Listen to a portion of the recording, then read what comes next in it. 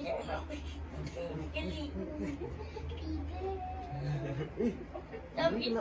kenapa nih? Wih.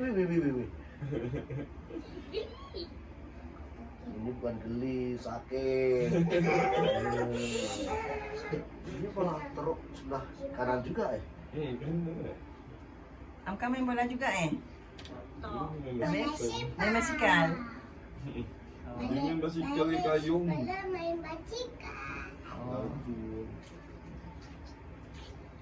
Mersing. Tapi sekarang Mersing udah maju. Dulu saya tahun 90 berapa? Di sana hari-hari dulu tahun 90 lah. Contoh ada. Nah, 90 Mana ada 93 kita dah kahwin. Iya ke? 90 lah. Oh, dulu. Masih masih ni lagi ya. Oh, masih Ikut jalan Nita ke ikut jalan Jemeluang? Tak tahu dia kat taman. ini terus keluar terus. Saya tak tahu tuh apa. Jalan Jemeluang kot.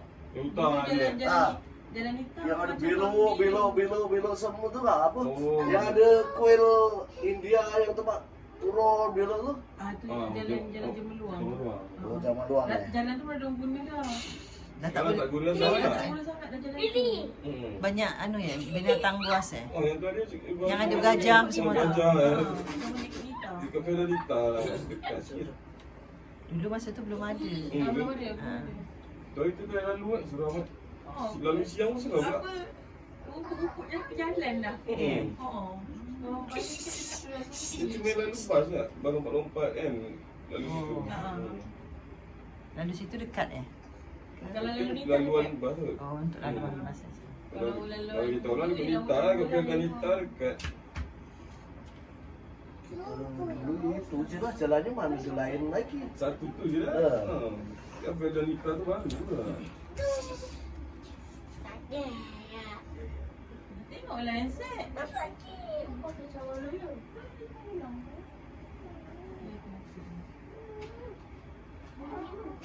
Boleh, minumlah.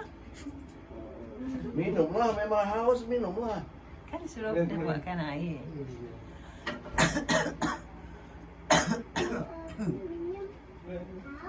Mersing. Dulu Mersing tuh perasaan saya, wah Pak, pekannya pun tak berapa